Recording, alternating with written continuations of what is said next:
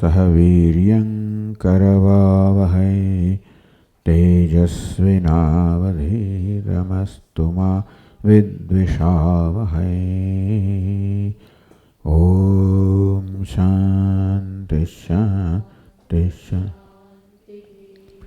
ओम पूर्णमदः पूर्णमिदं पूर्णात् पूर्णमुदच्यते पूर्णस्य पूर्णमादाय पूर्णमेवावशिष्यते। ओम शांति शांति शांति। श्रुतिस्मृतिपुराणानाम् आलयं करुणालयं नमामि भगवत्पादं शङ्करं लोकशङ्करं शङ्करं शङ्कराचार्यं केशवं बादरायणं सूत्रभाष्यकृतौ वन्दे भगवन्तौ पुनः पुनः। ईश्वरो गुरुरात्मेति मूर्तिभेदविभागिने व्योमवद्व्याप्तदेहाय दक्षिणामूर्तये नमः। ॐ वाङ्मे मनसि प्रतिष्ठिता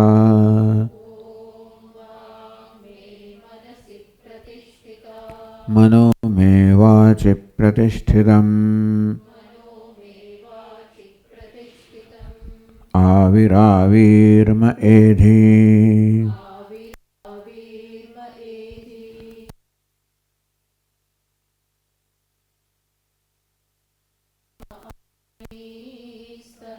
श्रुतं मे मा प्रहासी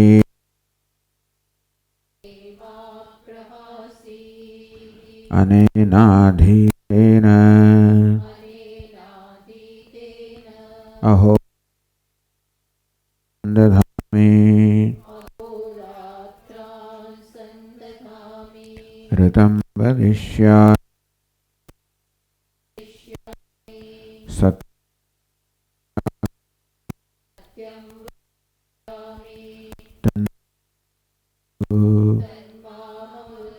तद्वक्तारमवतु अवतु माम् अवतु वक्तारमवतु।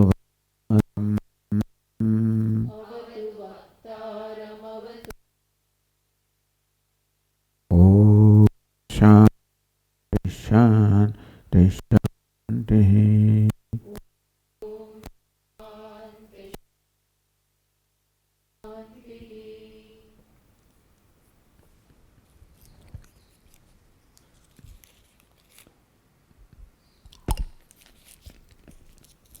तो उपदेश शास्त्र में जेना रचयिता છે ભગવાન આદિ શંકરાચાર્ય એમણે સમજાવ્યું કે આત્મા અપરોક્ષ છે, ચૈતન્ય સ્વરૂપ છે, સર્વસાક્ષી છે, સર્વપ્રકાશક છે, આપણું સ્વરૂપ છે. કર્તાપણું ભોગતાપણું અહંકાર આ બધું અનાત્મા છે. કારણ કે જાગ્રતમાં સ્વપ્નમાં કરતા ભોગતા છે, અહંકાર છે, સુષુપ્તિમાં નથી તો પણ આત્મા વિદ્યમાન છે. વળી સ્વપ્નના દૃષ્ટાંતે બતાવ્યું કે સ્વપ્નમાં તો આપણને જે બધા પદાર્થોનો અનુભવ થાય છે એ બધા જ પદાર્થો અંતઃકરણ વડે કલ્પિત છે. એટલે કે અંતઃકરણ વૃત્તિઓ છે તો દૃશ્ય છે, અંતઃકરણ દૃશ્ય છે, એ સ્વપ્ન સિદ્ધ થયું અને દ્રષ્ટા તો આત્મા છે.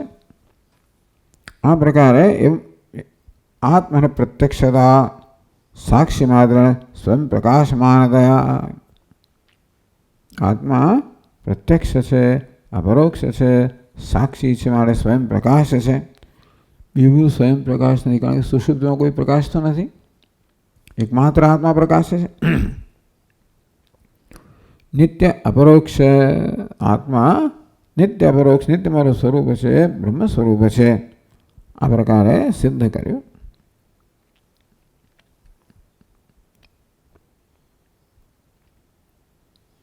एवं अशेष प्रमात्र साक्षीभूततया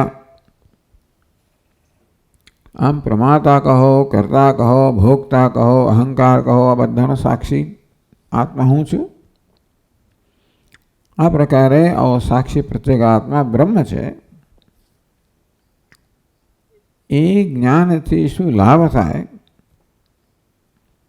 24મા શ્લોકમાં કહેલું યોન્યથાજ્ઞ આત્મવિદ. ભલે માણસ આત્માને દેહથી અન્ય માનતો હોય, જેમ કે મીમાંસક, પણ આત્માને કરતા ભોગતા માને છે, મળે અનાત્મજ્ઞ જ છે.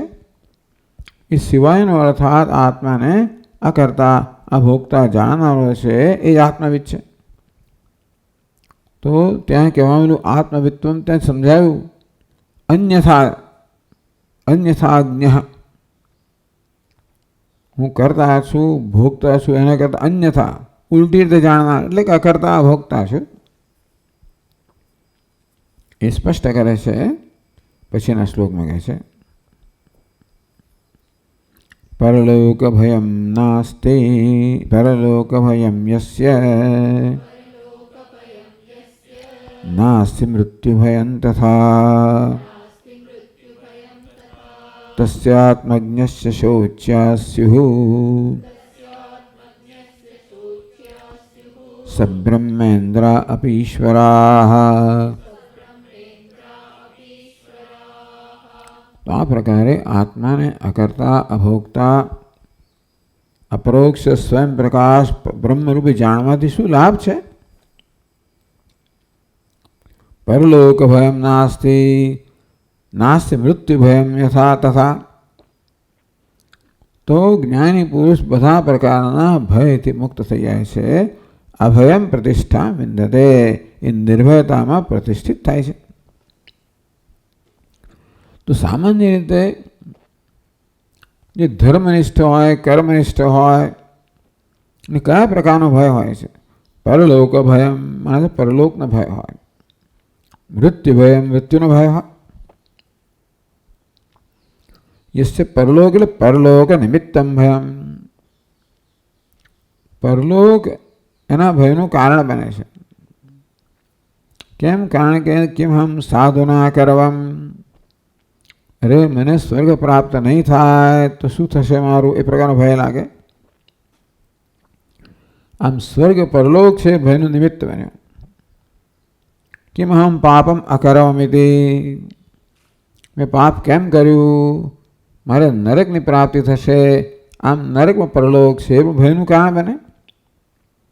તો એક તો આ બધા જે આસ્તિકો છે, શાસ્ત્રમાં શ્રદ્ધા ધરાવનારા છે, ધર્મનિષ્ઠ છે, એ લોકોને આ પ્રકારનો પરલોક નિમિત્ત ભય હોય કે સ્વર્ગ પ્રાપ્ત નહીં થાય તો શું, નરક પ્રાપ્ત થશે તો શું, આવો ભય જન્મે. ત્યારે પરલોક ભયસ્ય નાસ્તિ મૃત્યુ ભયમ તથા નૈનમ કૃતા કૃતે તપત હેતિ શ્રુતે. જ્ઞાની પુરુષ કહો છે નૈનમ કૃતા કૃતે તપત. કરેલું નહીં કરેલું, કરેલું એટલે કર્તવ્ય કર્યું, નહીં કરેલું કર્તવ્ય નાય બજાવ્યું હોય. અંગ્રેજીમાં કહે ભાઈ ઓમિશન્સ એન્ડ કમિશન્સ, ભૂલ બે જ નહીં થાય. ન કરવાનું થઈ જાય અને કરવાનું ના થાય. કૃતાકૃતે નૈનમ તપત. જ્ઞાની પુરુષને અમને કોઈ વસ્તુ સંતપ્ત કરતી નથી. કેમ સાધના કરવમ, મેં પુણ્યકર્મ કેમ ના કર્યું, અકૃત કહેવાય. કેમ પાપમ અકરવમ, મેં પાપ કેમ કર્યું, કૃત થયું. આ અજ્ઞાની માણસને બધી વસ્તુ સંતાપ જન્માવે છે. જ્ઞાનીને કર્તૃત્વ નથી, માટે મેં પાપ કર્યું એવું પણ નથી, પુણ્ય ના કર્યું એ પ્રકારની ગ્રંથિ એનામાં નથી. તો આ એક ભય થયો. મૃત્યુ ભયમ નાસ્તિ મૃત્યુ ભયમ તથા, બીજો ભય મૃત્યુનો છે. તથા એ મૃત્યુ ભયમ મરણ ભયમ નાસ્તિ. આ તો ભય બધાનો છે કે બધા ભયની માં તો મૃત્યુનો ભય છે. The fear of death is the mother of all the fears. એવું તો કશું એવું ના કહેવાય. કારણ કે આપણે ઘણો બધો ભય હોય છે. નિષ્ફળતાનો ભય હોય, અપમાનનો ભય હોય, હાસ્યનો અહંકારના સ્તરે ભય છે બધા. દેહના સ્તરે મૃત્યુનો ભય છે, પરંતુ અહંકારના સ્તરે ઘણા બધા ભય હોય છે. ચાલો જે હોય તે, પણ મૃત્યુનો ભય છે એ પણ હંમેશા મસ્તક પર તોળાતો જ હોય છે. હવે બધા પ્રકારની ગતિમાં, ચેષ્ટામાં એ મૃત્યુનો ભય હંમેશા સાવધાનીપૂર્વક ચેષ્ટા કરું છું જેથી મને ઈજા ના થાય, આ ના થાય, હંમેશા હોય જ છે. આપણા મનનો એક ભાગ છે ને હંમેશા આપણી દરકાર કરતો હોય છે. ક્યાંક મને વાગી ના જાય, ક્યાંક પીડા ના થાય, ક્યાંક મરી ના જવાય. એટલે આપણે ખ્યાલ પણ નહીં હોય, પરંતુ મૃત્યુનો ભય સતત વ્યાપ્ત છે આપણામાં. તો યસ્ય મૃત્યુ ભયમ નાસ્તિ મરણ ભયમ નાસ્તિ, કેમ ન જીવ? તો અહમભાવ શેમાં જેના પર આધાર રાખે છે ને? દેહમાં અહમભાવ હોય તો મૃત્યુનો ભય રહેવાનો જ, કે દેહ તો મરતે છે. ન જીવો મૃત એતિ શ્રુતે હે, પરંતુ આત્માનું મૃત્યુ નથી, દેહનું મૃત્યુ છે. આત્મામાં અહમભાવ છે, એનું મૃત્યુનો કેમ ભય નથી? કે મને ભય હંમેશા હું પર કેન્દ્રિત થાય બધી વસ્તુઓ. મૃત્યુ ખરેખર તો દેહનો જ છે, પણ દેહને હુંને ભેગા કરી દેવામાં આવે તો દેહનું મૃત્યુ હું પણ કેન્દ્રિત થઈ જાય તો મને ભય લાગે. પણ આત્મા દેહથી જુદો હોય તો દેહનું મૃત્યુ છે, મારું મૃત્યુ નથી. તો દેહનું મૃત્યુ મારા માટે ભયનું કારણ ના બને. વળી આત્મ વ્યતિરિક્ત દ્વિતીય દર્શનાદ, ભય માત્ર નથી. આ તો ભયના કંઈ વિશેષ આપણને દ્રષ્ટાંત કયા, કે પરલોકનો ભય કહો કે મૃત્યુનો ભય. ઈશ્વર અનેક પ્રકારનો ભય હોય છે. મેં કહ્યું ને, હાંસીનો ભય, અપમાનનો ભય હોય, નિષ્ફળતાનો ભય, ગુમાવવાનો ભય હોય, વગેરે વગેરે. સંયોગનો ભય, પેલો આવી જશે શું થશે, વિયોગનો પણ ભય, જતો રહેશે શું થશે, વગેરે વગેરે. એક વ્યક્તિ મને અરે મારા બાપ આવવાનો છે, એવું ચિંતા થાય કે આવીને 15 દાડા રહેશે, શું થશે મારું, એમ અનુભવ ભૂતકાળના હોય એ પરથી. એટલે આ પ્રકારે પણ આત્મ વ્યતિરિક્તસ્ય દ્વિતીય દર્શનાત, દ્વિતીયાદ ભયમ ભવતી, જ્યાં ભેદભાવ છે, બેને ભેદભાવ હોય ત્યાં ભયની સંભાવના રહેલી છે. તો અદ્વિતીય કોને કહેવાય? જ્યાં ભેદભાવ જ નથી, જ્યાં સર્વત્ર આત્મદર્શન જન્મ અદ્વિતીયત્વ. આત્મ વ્યતિરિક્તસ્ય દ્વિતીયસ્ય દર્શનાત, જ્ઞાની પુરુષ આત્મા સ્વય પોતાના સ્વય બે દર્શન કર, સર્વત્ર પોતાના દર્શન કરવા માટે પોતાને ભિન્ન કોઈ છે જ નહીં એની દૃષ્ટિમાં. દ્વિતીય દર્શન નિમિત્તમી ભયમ, ભય કોને કારણે હોય? દ્વિતીયને, ભિન્નને જોવા માત્રથી, વિચાર માત્રથી. મારે અન્ય કશાનો વિચાર આવે ત્યારે ભયની સંભાવના રહેલી જ છે. અન્ય હોય ક્યાં તો અનુકૂળ હોય કે પ્રતિકૂળ હોય. અનુકૂળ તો ભય હોય કે ભાઈ એનો વિયોગ થશે તો શું, પ્રતિકૂળમાં ભયનું કારણ બને સંયોગ થશે તો શું. અનુકૂળતા પ્રતિકૂળતા પોતાના પ્રત્યે ના હોય. જ્યાં આત્મદર્શન છે ત્યાં અનુકૂળતા નથી, પ્રતિકૂળતા નથી, રાગ નથી, દ્વેષ નથી. દ્વિતીય દર્શન નિમિત્ત ભયમ, સુધી કહે છે કે દ્વિતીય હોય ત્યાં જ ભય હોય, પણ અદ્વિતીય દર્શનમાં આ ભયનું કારણ જ રહેતું નથી. પછી બીજી પંક્તિ હોય તસ્યાત્મજ્ઞ શૌચોચ્ચાહ સ્યુ સબ્રહ્મેન્દ્ર અભીશ્વરાહ. તો આત્મજ્ઞ છે એવા આત્મજ્ઞાની માટે સબ્રહ્મેન્દ્રાહ આપી, બ્રહ્મા સહિતના ઈશ્વરો પણ શોચ્યા, શોકને યોગ્ય છે. તો કહે છે તસ્ય આત્મજ્ઞસ્ય બ્રહ્મેન્દ્રાદ્યાહ આપી, જ્ઞાન ઈશ્વરે સંપન્નતા ઈશ્વરાહ. બ્રહ્માજી કહો વગેરે આ તો ઈશ્વરો, ઈશ્વર એટલે શાસક છે, ઈશ્વર છે. જ્ઞાન ઐશ્વર્ય સંપન્નતા, સર્વજ્ઞતા ધરાવતા હોય, ઐશ્વર્ય ધરાવનારા હોય, એટલા બ્રહ્મા વગેરે તો ઈશ્વર કહેવાય. આ જ્ઞાની માટે તે બી શોચ્યા, એ પણ શોકને યોગ્ય છે. અમને શોક કરે છે કેમ?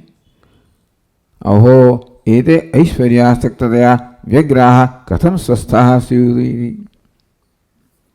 હું બ્રહ્મા છું એ પ્રકારનો અભિમાન હોય. બ્રહ્મા હોય, વિષ્ણુ હોય, શિવ હોય, એ અભિમાન ધરાવે તો હું બ્રહ્મા છું તો વિષ્ણુ નથી, વિષ્ણુ તો શિવ નથી. માની લઈએ કે આવું હોય તો, એટલે એ પ્રકારે ઈશ્વર કહેવામાં આવ્યા. બધા જ્ઞાન ઐશ્વર્યને કારણે જે આ પ્રકારની પદવી ધરાવે છે, માની લઈએ કે આ પ્રકારની પદવી પૂર્વકાળની ઉપાસનાને કારણે પ્રાપ્ત થઈ હોય તો એ પદવીથી સંતોષ માને કે હું કંઈક છું અને શોક કરે છે. હો એ તે ઐશ્વર્યાસક્ત થયા. આ બ્રહ્મા વગેરે પણ પોતાના ઐશ્વર્યમાં આસક્ત હોવાને કારણે સ્વસ્થ છે, ટૂંકમાં એવો વહેમ ધરાવે છે કે અમે બરોબર જ છીએ.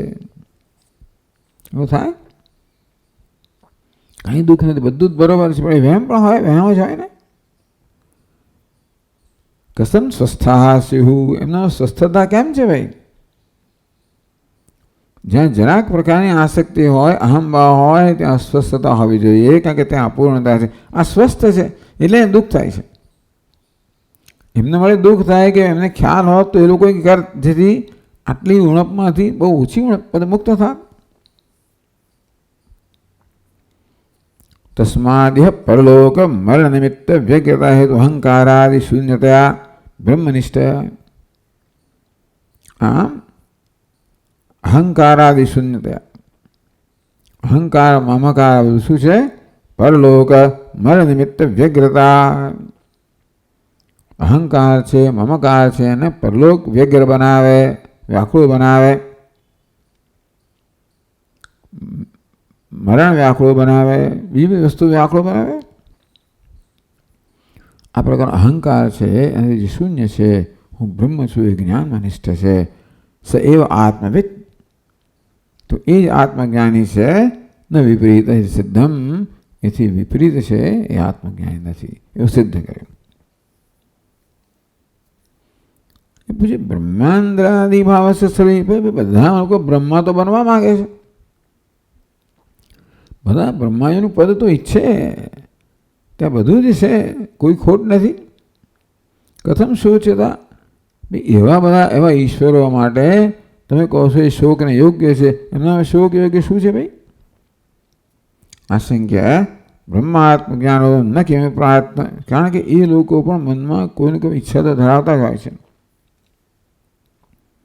એટલે ઉપાસક જે આ પદવીને પ્રાપ્ત થયો હોય તો પોતાની ઉપાસનાને કારણે ઈચ્છા પૂરી થઈ, મારા પદવી પ્રાપ્ત થઈ. એક પદવી પ્રાપ્ત એટલે બીજી પદવીની ઈચ્છા રહેવાની જ છે. બ્રહ્મા વિષ્ણુ પદમ હરિ હરપદમ તૃષ્ણાવધિમ કો ગતઃ. એટલે બ્રહ્માસ્પદમ વાન છે, બ્રહ્મા વિષ્ણુ પદમ. આ રીતે હંમેશા તૃષ્ણા તો રહેતી જાય છે. તેથી કંઈક પ્રાર્થનીય રહી જાય છે, કંઈક તૃષ્ણા રહી જાય છે કોઈ પણ પદવીમાં. જો બ્રહ્મ જ્ઞાન ન હોય તો માની લઈએ બ્રહ્મ જ્ઞાન ભિખારીને પણ કંઈ નથી રહેતું. બ્રહ્મ જ્ઞાન ન હોય તો આવા જે ઈશ્વરો છે એમને પણ કંઈ ને કંઈ તૃષ્ણા રહી જાય. એટલે કહે છે કે ભાઈ જો બ્રહ્મ જ્ઞાન પછી કશી વસ્તુ પ્રાર્થનીય રહેતી નથી. અર્થાત પ્રાર્થના કરવા યોગ્ય, પ્રાપ્ત કરવા યોગ્ય, ભોગવવા યોગ્ય તૃષ્ણાનો કોઈ વિષય રહેતો નથી. એ શ્લોક વાંચી લે 28માં. ઈશ્વરત્વેન કિમ તસ્ય બ્રહ્મેન્દ્રત્વેન વા પુનઃ તૃષ્ણા ચેત સર્વતશ્છિન્ના સર્વદૈન્યોદ્ભવા શુભા.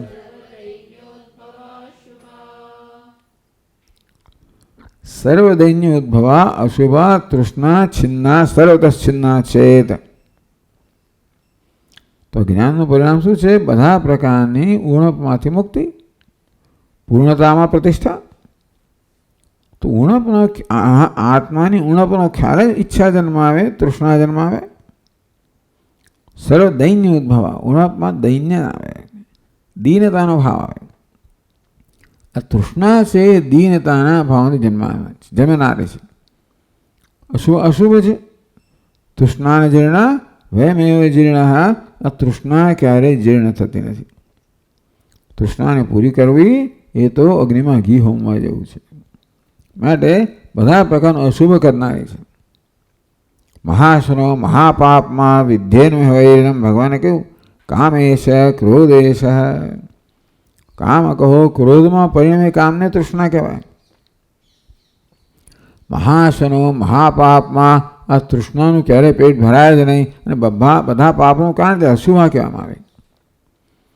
આવી જે સર્વત છિન્ન, આવી જે તૃષ્ણા છે એ સર્વત છિન્ન થઈ ગઈ હોય કોને? જ્ઞાની પુરુષને. યદા સર્વે પ્રમુચ્યંતે કામાયેશ્વરદિશ્યતાઃ અથમર્ત્યો મૃતો ભવતિ અત્ર બ્રહ્મ સમશ્નુતે ઇતિ. એટલે સર્વત્ર દૈન્ય ઉદ્ભવો યસ્યાઃ સા તથા. એટલે સર્વ દૈન્ય બધા પ્રકારની દીનતા ઊભી કરનારી છે. એ દીનતા તૃષ્ણાએ જન્મ આપે. તૃષ્ણા એ દીનતા કરે જ, કારણ કે તૃષ્ણાથી આપણે પરતંત્ર હોઈએ. કશીક ઈચ્છા હોય ને એટલે આપણે કેમ પરતંત્ર? ઈચ્છા પૂરી કરનાર પર પરતંત્ર હોઈએ. ઈચ્છા કરનાર કેવો છે? પરતંત્ર છે, મળે દીન છે. એટલે બધી દીનતાને ઉત્પન્ન કરનાર તૃષ્ણા કહો. મળે પાપ વૃત્તિનું દ્વાર છે, મળે અશુભ કહો. સા તૃષ્ણા છે સર્વતઃ સર્વાત્મા સમૂલની છે એવી તૃષ્ણા જે અજ્ઞાનથી જન્મેલી છે. જ્ઞાનથી અજ્ઞાનરૂપી મૂળ સહિત તૃષ્ણા દૂર થઈ જાય તો પછી ઈશ્વરત્વેને કેમ તસ્ય બ્રહ્મત્વેને વા પુનઃ. એને બ્રહ્મત્વની બ્રહ્મના પદની ઈચ્છા ના, બ્રહ્મના પદની ઈચ્છા ના હોય, ઐશ્વર્ય કે ના જોઈતું હોય, કારણ કે એની જરૂર જ બધું જ જ્યારે પ્રાપ્ત થઈ ગયું બ્રહ્મ પ્રાપ્તિ. યદા સર્વે પ્રમુચ્યંતે કામા યસ્યર્વિષ્યતાઃ. યસ્યર્વિષ્યતાઃ કામાસ્ય સદા પ્રમુચ્યંતે. હૃદયમાં રહેલી બધી જ કામનાઓ જ્યારે જતી રહે છે. પ્રજાહતિ યદા કામાન સર્વાન પાર્થ મનોગતાન. ભગવાને એ હૃદય એટલે મનોગતાન કહ્યું અને કામા તો શબ્દ વાપર્યો. પ્રજાહતિ યદા કામાન સર્વાન પાર્થ મનોગતાન. અથ મર્ત્યો મૃતો ભવતી. ત્યારે જે પોતાને મર્ત્ય માનતો હતો એ જોવે છે કે હું અમૃત છું, અમર છું. અત્ર બ્રહ્મ સમશ્નુતે. અહીં જે જીવંત છે ત્યારે જ બ્રહ્મને પ્રાપ્ત કરે છે. નિર્મમમ નિરહંકારમ યહ પશ્યતિ સ પશ્યતિ. જે પોતાને આ પ્રકારે જુએ છે કે હું નિર્મમ છું, નિરહંકાર છું, એ પ્રકારે જે પોતાનું દર્શન કરે છે એ જ વાસ્તવમાં પોતાને જાણે છે. ઇત્યુક્તમ સ્પષ્ટેન આત્મજ્ઞ લક્ષણામઃ. પછી આવ્યું બરાબર છે. એટલે આ પ્રકારે આત્મજ્ઞના લક્ષણો કયા. આ તો બધું બહુ લાંબુ ચાલે, પણ કારણ કે આત્મજ્ઞની વાત થઈ ને અહીંયા, એટલે આ ચર્ચા દરમિયાન પણ આત્મજ્ઞની વાત થઈ. અનુભૂતિ પ્રકાશની અંદર વિદ્યારણ્ય સ્વામીએ એટલા માટે, કારણ કે એને કોઈ પ્રકારને એને કહ્યું ને કોઈ પ્રકારનો શોક એને નથી. આ ત્રણ કારણો જવા દેવા. એટલે ટૂંકમાં પહેલાં તો કહેવાયું એ હતો ભાઈ એ શું કામ ભાઈ બધા નિયમોનું પાલન કરતો હોય, શું કામ ના કરે? પ્રશ્ન એ ઉત્તર એ છે. નિયમનું પાલન કરવાથી કોઈ પ્રકારનું દબાણ જન્મતું હોય તો બરાબર છે. આપણે નિયમનું પાલન કરવું દબાણ જન્મે. આમ જતા રહેવું છે ને ડાબી બાજુ ના જવાય ત્યાં લખ્યું છે. મોટર બાઇક છે ને ઝડપ જેવું છે પણ કે આથી 50થી કે વધારે ના જવાય. આ સરસ વસ્તુ સામે છે પણ ભાઈ તારે છે ના પાડી છે ખાવાની વગેરે. એ નિયમનું પાલન કરવામાં મોટે ભાગે આપણને અંદરથી કોઈ દબાણનો અનુભવ થાય. પણ દબાણનો અનુભવ જ ના હોય તો કોઈ પ્રકાર આયાસ વગર નિયમનું પાલન થતું હોય તો પછી શા માટે ના થાય? એટલે કેમ આ જ્ઞાની પુરુષ નિયમ પ્રમાણે સત્કર્મ જ કરે છે, એના વડે પાપ કર્મ કેમ થતું કે શું કામ ના કરે? ટૂંકમાં નિયમોનું પાલન ન પાલન કરવાની આવશ્યકતા જ નથી. એનું પાલન આપોઆપ જ થાય છે. એના સંદર્ભમાં આ શ્લોક પણ ઉદ્ધૃત કરવામાં આવ્યો ત્યાં આગળ.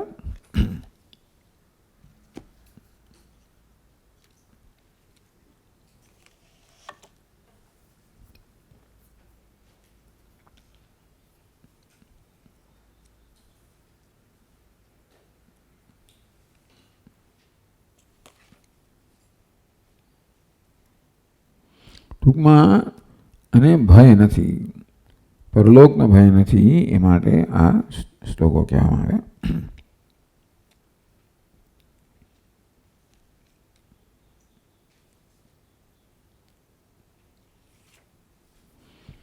આ પ્રકારે પહેલી કંડિકા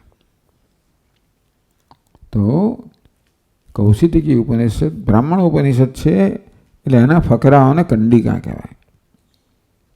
તો પહેલી કંડિકા માટે 30 શ્લોક આ ગ્રંથકારે રચ્યા. એ દ્વારા બહુ મહત્વની વસ્તુ કહી આપણને. એ કંડિકાનો કથાઓનો અંશ તો સંક્ષેપમાં કયો, કથા દ્વારા જે શીખવાનું છે, કેવી રીતે જ્ઞાની કે ઇન્દ્રના દ્વારા શીખવાનું, ઇન્દ્રના વાક્ય દ્વારા કે આ બધા પ્રકારનું કર્મ કરવા છતાં પણ મારો વાળ પણ વાંકો થયો નથી, મને ભય નથી કે મારે નરકમાં જવું પડશે. એનો અર્થ એવો થયો માણસનું મુખ મ્લાન થઈ જાય જો ખોટું કર્યું હોય તો. એ ખોટું કર્યાનો કોઈ એવી જાતનો એવો ગ્રંથિ નથી કે અમે કર્યું જ નથી, કર્તૃત્વ નથી. જ્યારે કર્મ કર્યું નથી તો કર્મના ફળનું ભોગતા નથી, એના માટે મને દુઃખ ભોગવવું પડશે એવો ભય પણ નથી. આમ કર્તૃત્વ ન હોવાના કારણે કોઈ ગિલ્ટ ફિલિંગ નથી, અપરાધની લાગણી નથી, અને માટે એના ચહેરાનું તેજ ક્ષીણ થતું નથી. અને કર્મ કર્યું નથી, કર્તૃત્વ માટે ભોક્તૃત્વ નથી, અને માટે ભરલોકનો કે કશાનો ભય નથી વગેરે. એટલે બહુ મહત્વની વસ્તુઓ કહેવામાં આવી ઇન્દ્રના વાક્ય પરથી. એટલે ગ્રંથકારે આના પર સમય, કારણ કે આ તત્વજ્ઞાનીનું વર્ણન થયું. તત્વજ્ઞાન ઉપદેશ કરવો એ ઉપનિષદનો મુખ્ય વિષય છે. એટલે ઇન્દ્રએ જ્યારે પોતાની બડાઈ નથી આંગી, ઇન્દ્રએ પોતાની વાત કરી કે મેં આ બધું કર્યું, તો એટલે એ કેમ પ્રતર્દનને કહેવા માંગે કે જો આત્મજ્ઞાનની મહત્તા તો જો આત્મજ્ઞાન હોય તો આ પ્રકારના ઘોર કર્મ કરવા છતાં પણ વાળ વાંકો થતો નથી, મુખની નીલિમામાં વ્યય થતો વગેરે વગેરે. એ પ્રતર્દનમાં ઉત્સાહ જન્માવા માટે છે કે હા તો આ બહુ સારું, ભય નથી. ગમે તે કર્મ કરવા છતાં એટલે કર્મના ફળનો કોઈ ભય નથી. આમ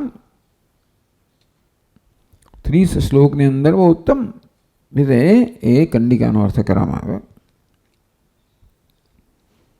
હવે એ દરમિયાન ઇન્દ્રએ કહ્યું હતું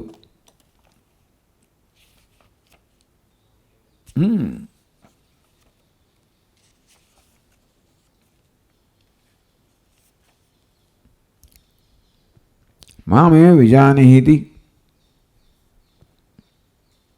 તો ઇન્દ્રે ઉપદેશનો પ્રારંભ કર્યો, પોતાના વચનનું પાલન કરવાની ફરજ પડી, અને માટે ભલે આત્મજ્ઞાનનું વચન નથી આપ્યું, પરંતુ વરદાન આપવાનું વચન આપ્યું.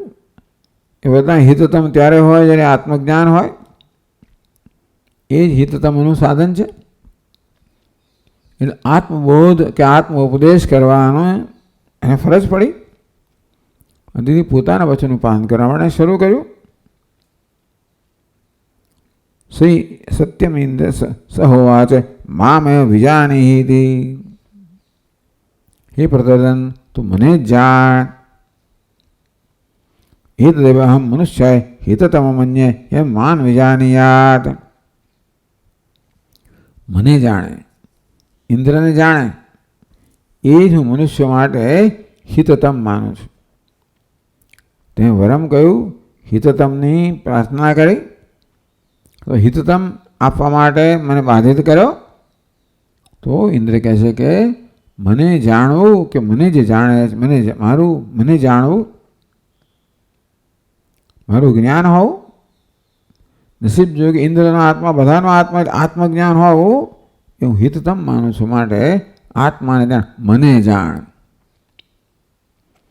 આવું ઉપદેશ વિલક્ષણ છે. મામેવ વિજાનેહિ, મને જ જાણ. એ તદેવાહમ મનુષ્ય હિતતમ મન્યે, મનુષ્ય માટે આ હિતતમ માનું છું. જન્મા વિજાનયાદિ, કે મનુષ્ય મને જાણે એ જ એને માટે હિતતમ માનું છું. પછી જરાક થોડુંક વિષયાંતર થયું. એટલે ઉપદેશ કરતા પહેલા એ જ્ઞાનનું મહત્વ સમજાવ્યું. ઇન્દ્રએ જ્ઞાનનું મહત્વ સમજાવ્યું, જ્ઞાનની સ્તુતિ કરી, પ્રશંસા કરી કે આ જ્ઞાન કેવું છે કે આવા ઘોર કર્મ કરવા છતાં પણ એની કોઈ અસર થતી નથી. કારણ કે આત્મા કર્મ કરતો નથી. એ કહેવામાં આવ્યું આત્મા અકર્તા છે. તું મને જાણી દેશું, હું અકર્તા છું, અભોગતા છું. તું પણ અકર્તા છે, અભોગતા છે, એ પ્રકારે જાણ. એટલે એ પ્રકારે આત્મજ્ઞાન એ હિતતમ છે. આત્મજ્ઞાનની મહત્તા બતાવી કે કેવી રીતે આત્મજ્ઞાન હોય તો કોઈ કર્મ કે કર્મફળ એટલે કર્તૃત્વ બધાથી મુક્ત થઈ જવાય છે, મારે સર્વ ભયથી મુક્ત થઈ જવાય છે. એ પ્રકાર આત્મજ્ઞાનની મહત્તા બતાવી. પછી મામે વિજાનેતિ શિષ્યમ સ્વાત્મજ્ઞાને પ્રવર્ત્ય. તો આગળ કહ્યું હતું મામેવ વિજાનેહિ, તું મને જ જાણ એમ કરીને, મને એટલે આત્માને જાણ. શિષ્યમ સ્વાત્મજ્ઞાને પ્રવૃત્તિ, આ વાક્યથી પોતાના શિષ્યને આત્મજ્ઞાનમાં પ્રવૃત્ત કર્યો. અનંતર મુક્તેનામ, પછી વચ્ચે પેલું અર્થવાદ આવી ગયો, આત્મજ્ઞાનની સ્તુતિ પ્રશંસા આવી ગઈ. અને પછી બીજી કંડિકાથી ઇન્દ્રએ પોતાના ઉપદેશનો પ્રારંભ કર્યો. તો ત્યાં ઉપનિષદમાં કહે છે સહોવાચ પ્રાણોસ્મિ પ્રજ્ઞાત્મા તમ મામ આયુરમૃતમિતિ ઉપાસ્વ. આ પ્રકારે ઇન્દ્રએ ઉપદેશનો પ્રારંભ કર્યો. સહોવાચ એવં બ્રહ્મજ્ઞાનમ સ્તુત્વા આત્મના બ્રહ્મણ સ્વરૂપ વિવક્ષુ. સહ ઇન્દ્ર, કયો ઇન્દ્ર? જેણે બ્રહ્મજ્ઞાનની સ્તુતિ કરી કે કેવી રીતે બ્રહ્મજ્ઞાનને કારણે મનુષ્ય સર્વભયથી મુક્ત થઈ જાય છે. તો જે બ્રહ્મના જ્ઞાનથી આ પ્રકારનો લાભ થાય છે, બ્રહ્મ કેવું છે? આત્મન બ્રહ્મણ સ્વરૂપ વિવક્ષુ. બ્રહ્મ સ્વરૂપ આત્મા છે, એના સ્વરૂપની પ્રતિપાદન કરવાની ઈચ્છા ધરાવનાર ઇન્દ્રે કહ્યું. સહોવાચ, એવો ઇન્દ્ર, તે ઇન્દ્ર જેણે આત્મજ્ઞાનની પ્રશંસા કરી અને આત્મા બ્રહ્મ છે એ પ્રકારના ઉપદેશની ઈચ્છા ધરાવનાર એ ઇન્દ્ર હોવાચ કિલ ઉવાચ પ્રાણોસ્મિ, હું પ્રાણ છું.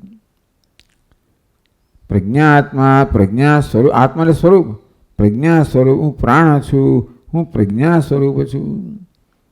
આ બધી ઉપનિષદની વિલક્ષણતા છે. આમ તો કશી ને કશી વસ્તુનો આધાર લઈને જ આત્માનો ઉપદેશ થતો હોય છે.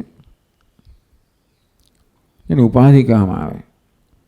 ઉપાધિના આધારે ઉપહિત નો ઉપદેશ થતો હોય છે. એટલું સમજાવશે. એટલે કોઈ કોઈ ઉપનિષદમાં અવસ્થાત્રય, માંડવિક ઉપનિષદમાં અવસ્થાત્રય સાક્ષી, એ અવસ્થાત્રય એ ઉપાધિથી એના સાક્ષી છે બોધ કરવામાં આવે.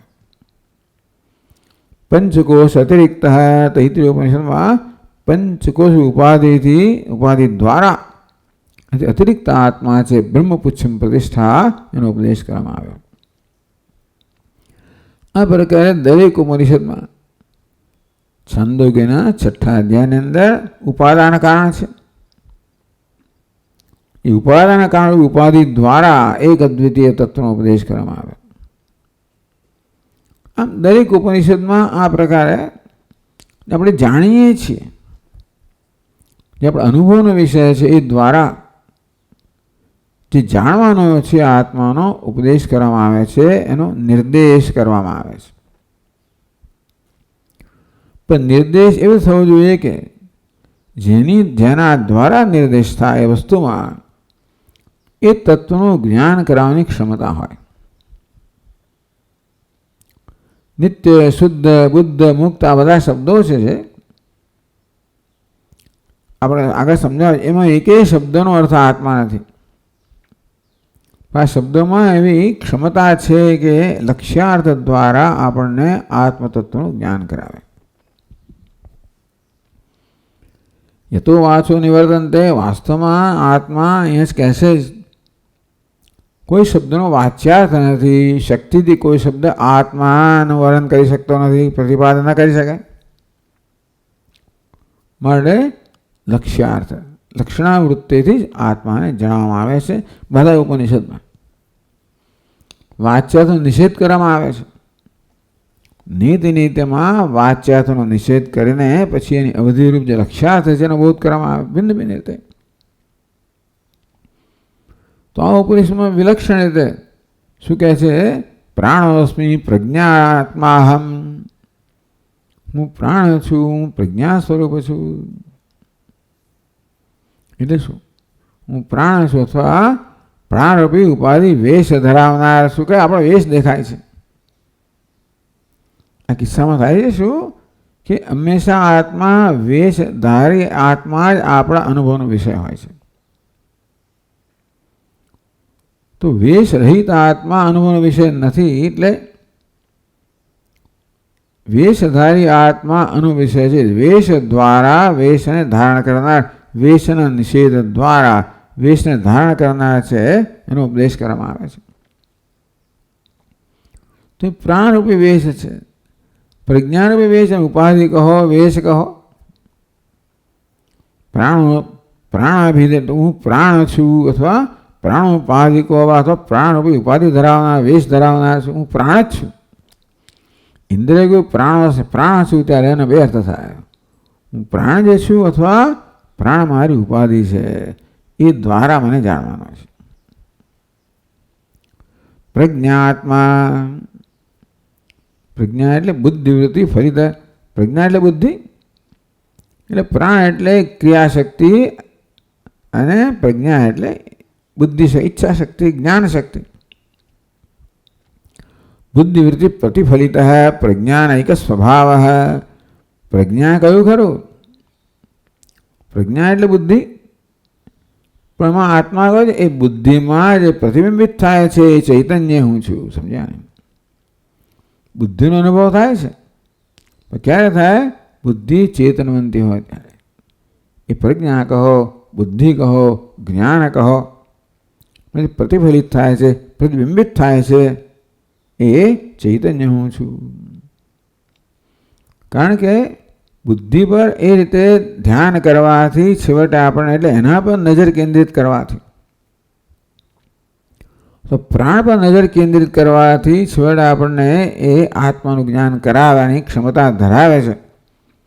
રમણ મહર્ષિ કે હું કોણ છું, એટલે અહીંયા એને બદલે અહીંયા વધારે સ્થૂળ વસ્તુ બતાવવામાં આવી કે પ્રાણ પર ધ્યાન કેન્દ્રિત કરો, પ્રજ્ઞા પર ધ્યાન કેન્દ્રિત કરો, તો તમને છેવટે એ આત્માનું જ્ઞાન કરાવશે. કઈ રીતે?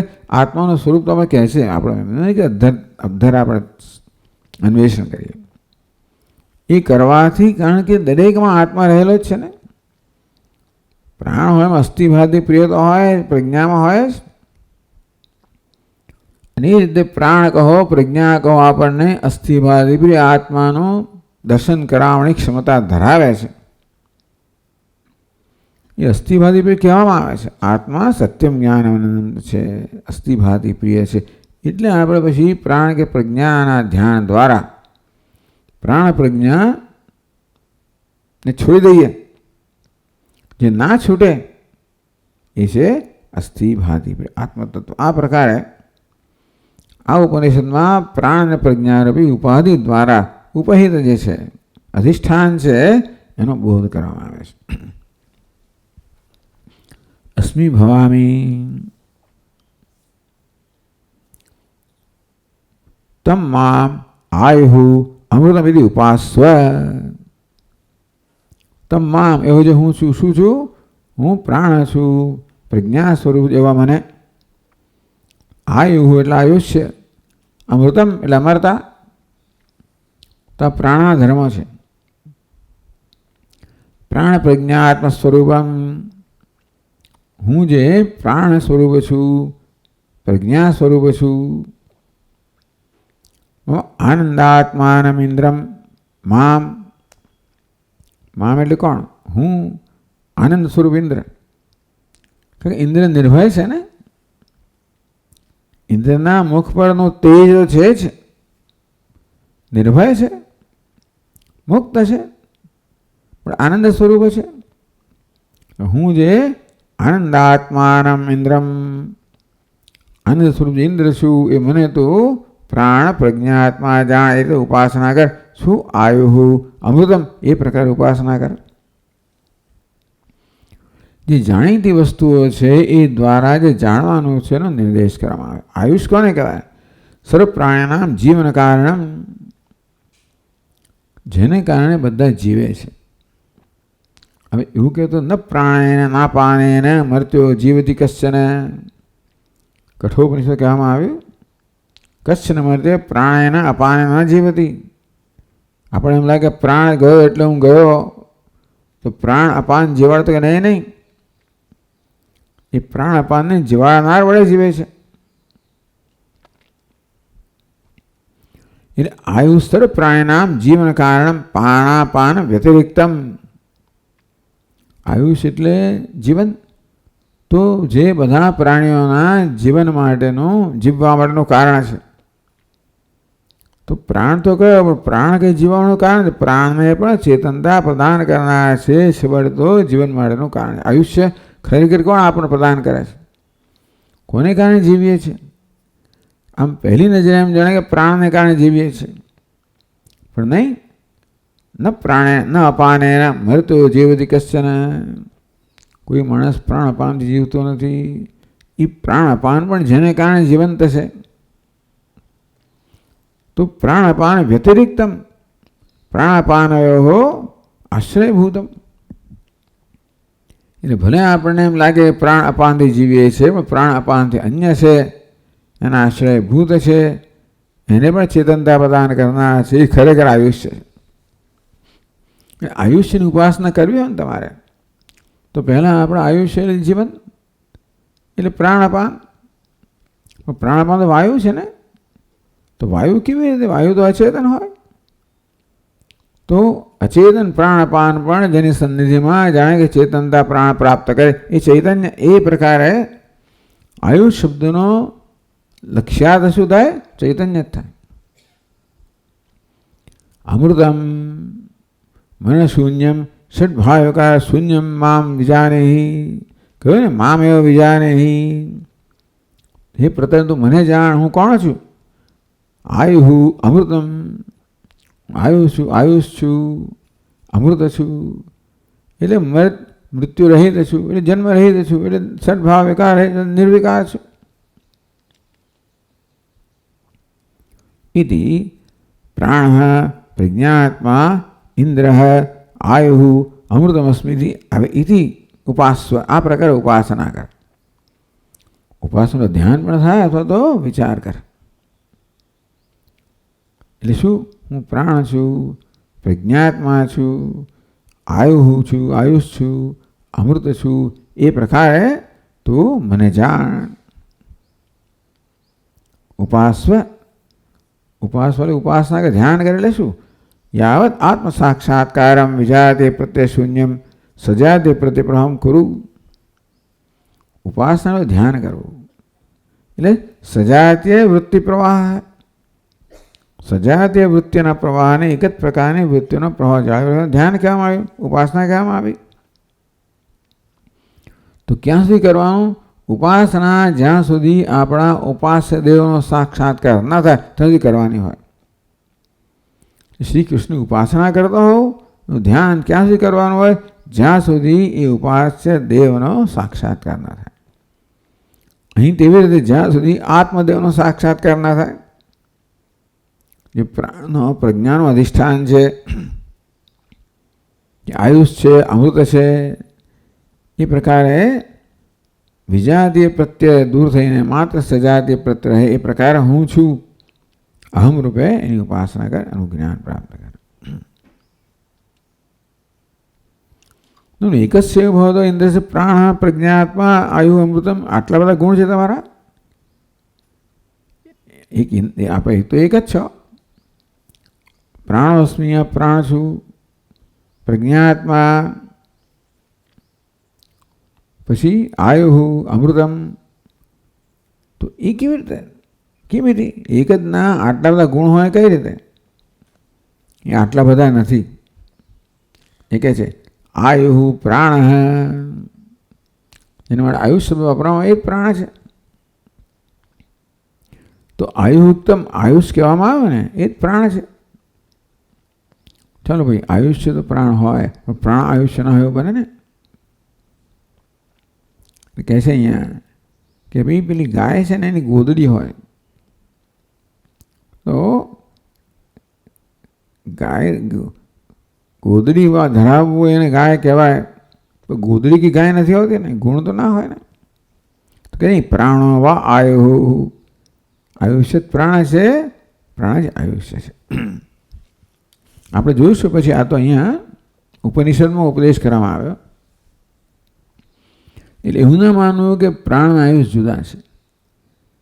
એક અંગ હોય, એક અંગી હોય. આમ શરીરને હાથ એક કહેવાય, પણ છતાં શરીર અંગી છે, હાથ અંગ છે, એવું નથી. એક જ છે. નતું એ તો એટલું જ નહીં, પરંતુ આયુષ એવાય, ટૂંકમાં પ્રાણ આયુષ્ય છે એટલું જ નહીં, કિંતુ અમૃતત્વ આયુ અમૃતમ, પ્રાણ એવ અમૃતમ. એ જુદા જુદા નથી. જે પ્રાણ છે એ જ આયુષ્ય છે, અને પ્રાણ છે એ જ અમૃત છે. કોઈ એમ કે એક જ આટલા બધા ગુણ કેમ ધરાવતો હોય? તો કે આટલા બધા નથી, એક જ છે. પ્રાણ અમૃતમ ન જાય તે અસ્થિ વર્ધતે. ટૂંકમાં નિર્વિકાર છે, ષડભાવ વિકાર રહિત છે એ પ્રાણ. એ પ્રકારે આવા જ્યારે લક્ષણો પ્રાણમાં આપણે ઘટાવીએ ને, ત્યારે પ્રાણનું પ્રાણપણું રહે જ નહીં. પ્રાણ અપાન વાયુ એવું તો રહે જ નહીં ને એમાં. અમૃતમપી પ્રાણ વગેરે વગેરે. યાવદ્યસ્મિન શરીરે પ્રાણો અસ્તિ તાવત આયુ. કેમ? જ્યાં દેહમાં પ્રાણ છે ત્યાં સુધી માણસનું આયુષ્ય છે. પ્રાણેમસ્મિન લોકે અમૃતત્વમાં આપનોતી. આ પરલોકમાં તો પ્રાણ જ લઈ જાય છે તમને. પ્રાણથી તો પ્રાણ એના શરીરથી નથી જતો માણસ પરલોકમાં. ક્યાંથી શેના જાય છે? પ્રાણથી જાય છે. ચાલો ભાઈ, પ્રાણસ્ય ક્રિયાશક્તિ હે ભવતું. સમજ્યા? પ્રાણોસ્મી, પણ પ્રજ્ઞાનાત્મા. તો પ્રજ્ઞાનો ભાઈ શું ઉપયોગ છે? પ્રાણ તો સમજ્યા. પ્રજ્ઞા સત્યમ સંકલ્પમ. તો પ્રજ્ઞા અજ્ઞાન શક્તિ, એનાથી સત્યમ, સત્યમ જ્ઞાનવંત બ્રહ્મ.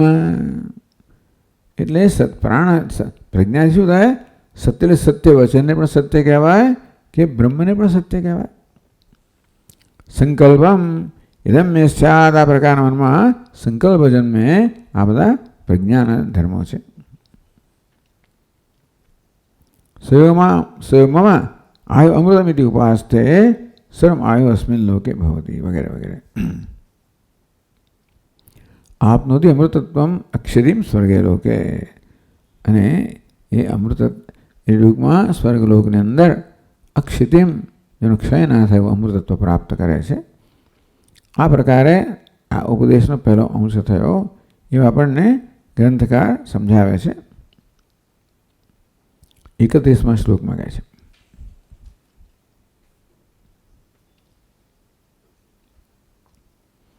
આ પ્રાણોસ્મી પ્રજ્ઞાત્મક વાક્ય વાંચે ને આપણે, એ વાક્યથી ઇન્દ્ર પ્રતદનને તત્વનો ઉપદેશ કરે છે. અહીં કહે છે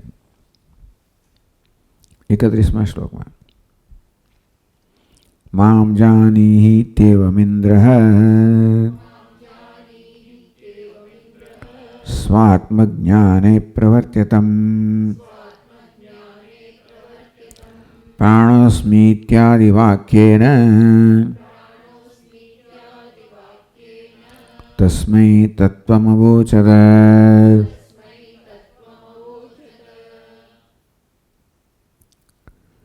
माम एव विजानीति शिष्यम स्वात्मज्ञाने प्रवर्त्य।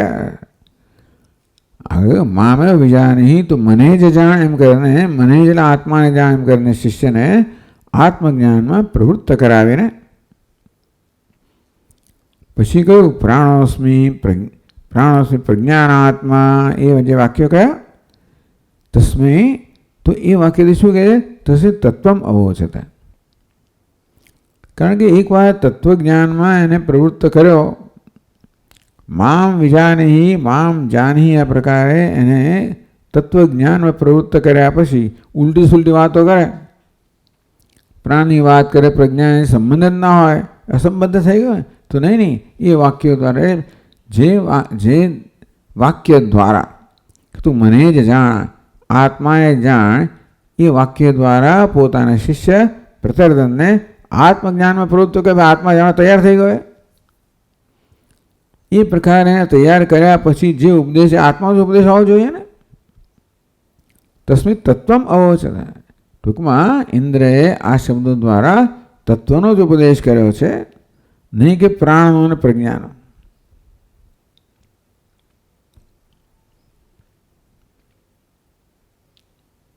तो हवे प्रश्न थयो प्राण प्रज्ञे क्रिया ज्ञान शक्ति द्वे लिंग देहगे तदधिष्ठान रूपत्वात्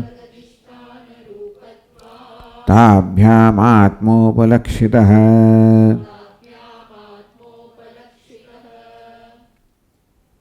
प्राण ने प्रज्ञान उपदेश द्वारा इंद्र तत्व उपदेश करे कई रीते तो प्राण प्रज्ञे क्रिया ज्ञान शक्ति द्विवचन, प्राण प्रज्ञे द्विवचन, क्रिया शक्ति ज्ञान शक्ति द्वे, क्रिया ज्ञान शक्ति एटले प्राण जे छे क्रिया शक्ति छे, प्रज्ञा छे ज्ञान शक्ति छे। द्वे लिंग गे लिंग देह गे लिंग देह गते, लिंग देह गे एटले लिंग देह गते। टूंकमां आ बंने प्रकारनी प्राण अने प्रज्ञा जे छे जे क्रिया शक्ति अने ज्ञान शक्ति है। एवं खरू कि प्राण है कर्मेन्द्रियों साथे क्रिया शक्ति बने अने प्रज्ञा है ज्ञानेन्द्रियों साथे ज्ञान शक्ति। टूंक में आ ज्ञानेन्द्रियों है जगतना विषयों माहिती आपवा माटे प्रज्ञा ने आपे ए प्रकारे प्रज्ञा ने ज्ञान जन्मे अने कर्मेन्द्रियों है प्रवृत्ति द्वारा प्राण एमां कर्मेन्द्रियों द्वारा व्यक्त थाय त्यारे कर्म थाय। એટલા માટે પ્રાણ અને કર્મેન્દ્રિયોના પ્રાણમય કોષમાં અને પ્રજ્ઞા કે બુદ્ધિ અને જ્ઞાનેન્દ્રિયોને વિજ્ઞાનમય કોષમાં સમાવેશ થયો। તો પ્રાણ નામક ક્રિયાશક્તિ પ્રજ્ઞા છે જ્ઞાનશક્તિ જાણીતું છે। તદ અધિષ્ઠાન રૂપત્વાत् તો આત્મા કોણ છે? તદ અધિષ્ઠાન રૂપત્વાत् તયો અધિષ્ઠાન રૂપત્વાत् તયો અધિષ્ઠાનમ આત્મા। आत्मा कौन है? बधानु अधिष्ठान है। भले कहूँ कि प्राण हूँ छू, प्रज्ञात्मा हूँ छू, पण ए हूँ छे ए प्राणनु अधिष्ठान है। पण अध्यारूप अधिष्ठान होय ज हमेशा। जेम नाम रूप साथे अस्थिभादी प्रिय होय एम हूँ प्राण छू जયારે हूँ तो है चंद्र हूँ प्राण छू हूँ प्रज्ञात्मा छू। आ वाक्य में हूँ अने प्राण बंने ने एक ज विभक्ति में मूकवामां आवे, वास्तव में एक स्थान में नहीं। प्राण हूँ छू अहम ए शू छे? ए अधिष्ठान छे। प्राण प्राणोस्मी अस्मी शू छे? अहम रूप अधिष्ठान छे। प्राण शू छे? अध्यारोप छे, उपाधि छे। आम उपाधि ने उपाधि में अहम भाव ने कारण ख्याल जन्म्यो।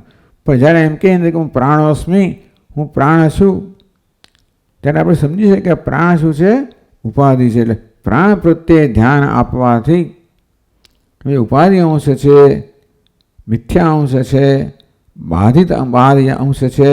बाध थया पछी जे अधिष्ठान छे અબાધિત અંશ છે અસ્મિ, એ વાસ્તવિક સ્વરૂપ છે. તમ પ્રજ્ઞાત્મા, પ્રજ્ઞા સ્વરૂપ છું, એ પ્રજ્ઞાની અંદર પણ આત્મા કે અસ્મિ જે છે. આ રીતે આપણને બે વસ્તુ કહેવામાં આવી, પ્રાણ અને પ્રજ્ઞા. સામાન્ય આપણે એ દ્વારા જ બધો વ્યવહાર કરતા હોય. જીવનમાં જ્ઞાન ક્રિયા શક્તિ અને જ્ઞાન શક્તિ એ દ્વારા જ આપણું જીવન વ્યક્ત થતું હોય છે. માણસ જીવે છે ક્યારે ખબર પડે તો કે આ બે શક્તિ હોય ત્યારે. બ્રેઇન ડેડ એટલે ક્રિયા જ્ઞાન શક્તિ પણ ખરી પાછી. આજકાલ તો માત્ર મારું હૃદય બંધ પડ્યું નહીં, પણ બ્રેઇન ડેડ. હૃદય ક્રિયા શક્તિ છે ને આ જ્ઞાન શક્તિ છે. ચાલો બંને શક્તિઓ જાય ત્યારે ખબર પડે કે માણસ ગયો. પણ ટૂંકમાં એ બંને શું બતાવે છે? કંઈક બતાવે છે જે આ હૃદયને પણ ક્રિયા પ્રદાન કરનાર છે અને આ મગજને પણ ચેતનતા પ્રદાન કરનાર છે. પેલા ભલે મગજને જ આત્મા માને કે હૃદયને આત્મા માને, હૃદય બંધ પડેલો આત્મા બંધ પડ્યો ગયો, કે મગજ બંધ પડ્યું એટલે આત્મા નથી, એટલે બસ એ જ આત્મા છે, તો કે નહીં. એ બંને શું છે? આત્મા માટેના વાસ્તવમાં તો પરિચાયકો છે. એના માટે એ રીતે એ તો એના લક્ષણો છે, ઉપાધિ છે. પ્રજ્ઞા જ્ઞાન તયો અધ્યાસ અધિષ્ઠાનમ આત્મા, એટલે હું પ્રાણ છું એમાં આપોઆપ જ છું પર પ્રાણનો અધ્યારોપ થઈ ગયો. હું પ્રજ્ઞા આત્મા છું એમાં હું પર પ્રજ્ઞાનો અધ્યારોપ થઈ ગયો. એટલે એમાં છું અને પ્રાણ બંને અધ્યારોપ, અધિષ્ઠાન અને અધ્યારોપ બંને એક સાથે કામ આવે. એમાં આ જે છે અધ્યારોપ અંશ છે. તેને તાભ્યામ આત્મા ઉપલક્ષતે, અને એ રીતે આ બંધ પ્રાણ અને પ્રજ્ઞા દ્વારા આત્મા ઉપલક્ષતે તટસ્થ લક્ષણ થયું. તટસ્થ લક્ષણ કયું કહેવાય? જે વસ્તુનું સ્વરૂપનો અંશ ના હોય, સ્વરૂપ લક્ષણ જેમની સાથે હોય. તટસ્થ લક્ષણ કયું? આગંતુક હોય. ભાઈ દેવદત્તનું કહ્યું કાગડો બેઠો છે, દેવદત્તનું ઘર, બીજી દાડે કાગડો ના હોય, પણ છતાં દેવદત્તના ઘરને નું જ્ઞાન કરવા માટે અત્યારે પર્યાપ્ત છે, આગંતુક. તેવી રીતે આ પ્રાણ ને પ્રજ્ઞા આત્મા નથી, કેવા છે? આગંતુક છે. પણ એ દ્વારા આપણે આત્માને જાણી શકીએ. પછી આપણે કાગડાને છોડી દેવાનો તો ઘરનું જ્ઞાન થાય કે ગાડી ઊભી છે વગેરે વગેરે. તે રીતે પ્રાણ પ્રજ્ઞાને છોડ્યાથી આત્માનું જ્ઞાન એ પ્રકારે ઉપલક્ષણ દ્વારા. અભિપ્રેત અર્થ, ઉપલક્ષિત અર્થ કહો કે અભિપ્રેત લક્ષ્યાર્થ, ટાર્ગેટેડ મિનિંગ. અભિપ્રેત અર્થ ટૂંકમાં જે અર્થ મનમાં અભિપ્રાય રાખીને કહેવામાં આવ્યું છે એ અર્થ.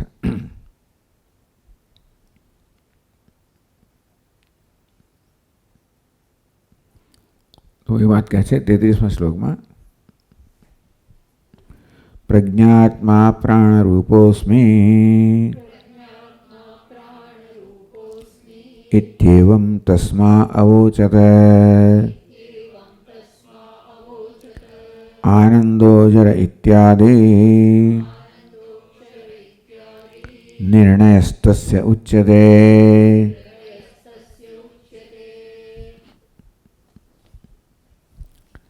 એટલે ઇન્દ્ર એ પણ કહ્યું ને, આયુહુ અમરઃ અમૃતમ.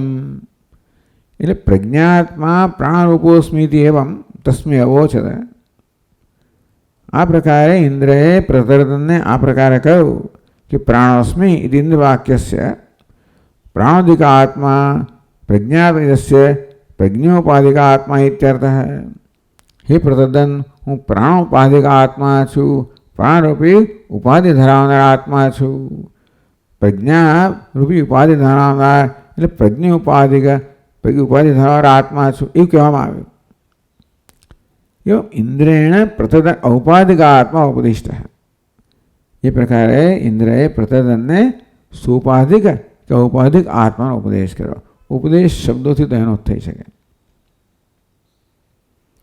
તસ્ય આત્મા વાસ્તવ સ્વરૂપમ, તો સુપાધિક જેની ઉપાધિ છે આત્મા સ્વયં નિરુપાધિક છે, એનું વાસ્તવિક સ્વરૂપ શું છે?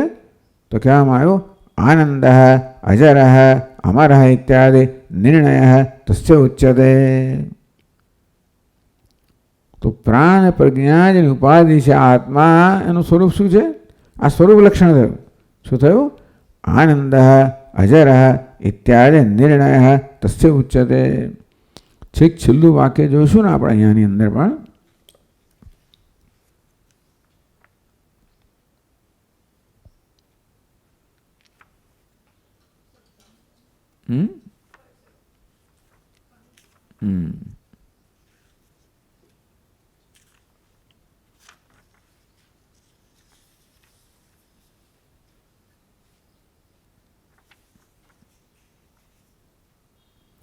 હા, એટલે આમાં કંડિકાનું તો કયું છે ખબર નથી મને, પણ શેષ પ્રાણ એવ પ્રજ્ઞાત્મા આનંદ અજર અમૃત એવું આ ઉપનિષદના ઉપસંહારમાં કહેવામાં આવ્યું.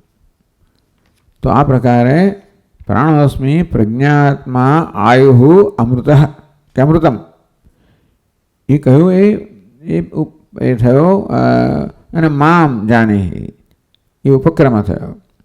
અને શેષ પ્રાણ એવ પ્રજ્ઞાત્મા આનંદ અજર અમૃત.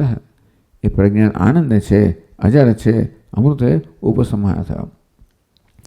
તો ઉપક્રમ અને ઉપસંહાર એક વાક્યતા હોય છે હંમેશા. એટલે એ પ્રકારે નિર્ણય છેલ્લે થયો. એટલે કહ્યું આનંદ અજર ઇત્યાદિ નિર્ણય. એટલે ઉપનિષદના એ વાક્યનો અહીંયા આગળ નિર્દેશ કરે છે.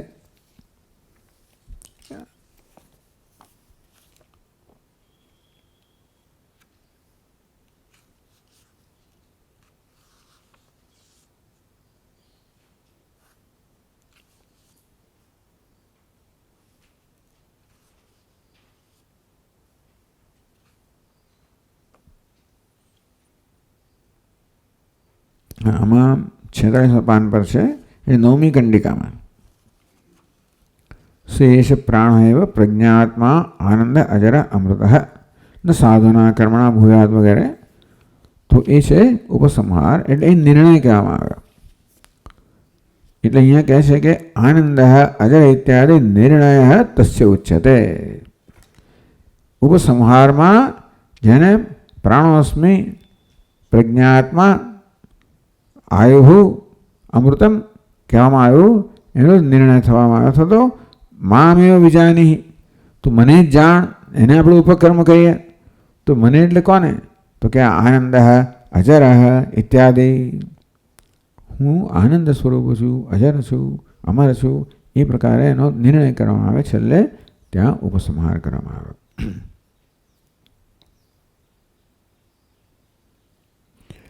ઇન્દ્રેણ પ્રતર્દન ઔપાધિકાત્મા ઉપદિષ્ટ તસ્યાત્મ વાસ્તવ સ્વરૂપમ.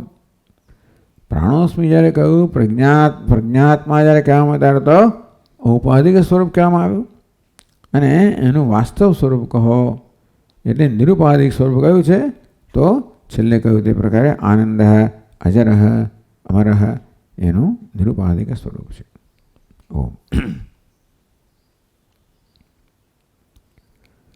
ઓમ પૂર્ણમદ પૂર્ણમિદં પૂર્ણાત પૂર્ણમુદચ્યતે પૂર્ણસ્ય પૂર્ણમાદાય પૂર્ણમેવાવશિષ્યતે. ઓમ શાંતિ શાંતિ શાંતિ. શંકરં શંકરાચાર્યં કેશવં બાદરાયણં સૂત્રભાષ્યકૃતૌ વંદે ભગવन्तौ પુનઃ પુનઃ. ઈશ્વરો ગુરુરાત્મેતિ મૂર્તિભેદવિભાગિને વ્યોમવદ્વ્યાપ્તદેહાય દક્ષિણામૂર્તયે નમઃ. ઓમ શાંતિ શાંતિ શાંતિ. હરિ ઓમ. શ્રી ગુરુભ્યો નમઃ. હરિ ઓમ.